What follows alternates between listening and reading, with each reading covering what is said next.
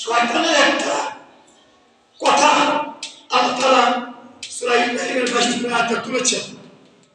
সেখানে শয়তান বলেছেন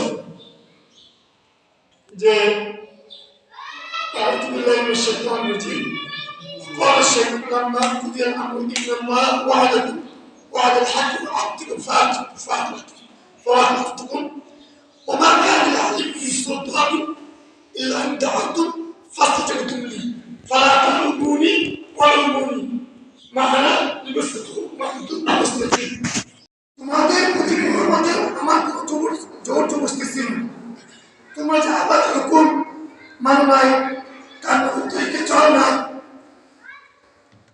তোমাদের কখনো আমি বাধ্য করিনি। আপনারা কেউ কি বলতে পারবেন যে ফজরের সালাত আপনি মসজিদে পড়তে আসবেন, শয়তান আপনি রাস্তায় পিস্তল বসিয়ে রেখেছে, বলতে পারবেন? সে আপনাদের কিন্তু মানে বাধ্য করে না, সে দাওয়াত দিয়েছে, আল্লাহ দাওয়াত দিয়েছে, আল্লাহ প্রত্যাখ্যান করেছে।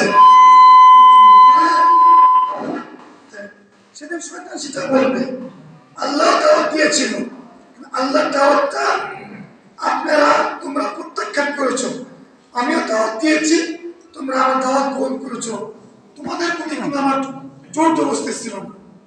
অর্থাৎ আজকে এই ফয়সালার দিনে তোমরা আমাকে উদ্ধার করতে পারবে না, আমি উদ্ধার করতে পারবো না, এটাও শয়তানের ডায়লগ।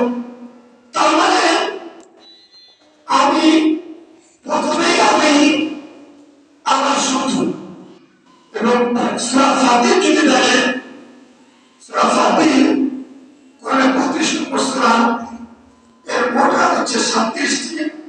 6 নম্বর আয়াতে আল্লাহ বলে ইন্নাশ শাইতানা আদুউকুম ফাত্তাখিযুহু আদুওয়া, নিশ্চয়ই শয়তান তোমাদের প্রকাশ্য শত্রু, ফাত্তাখিযুহু আদুওয়া, তাকে তোমরা শত্রু হিসেবে গ্রহণ করো।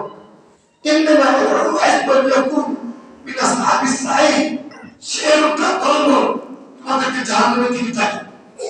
আল্লাহ বলে শয়তান তোমাদের প্রকাশ্য শত্রু, তাকে শত্রু হিসেবে গ্রহণ করো, নিশ্চয়ই সে তার দল তোমাদেরকে জাহান্নামে দিতে থাকে। তাহলে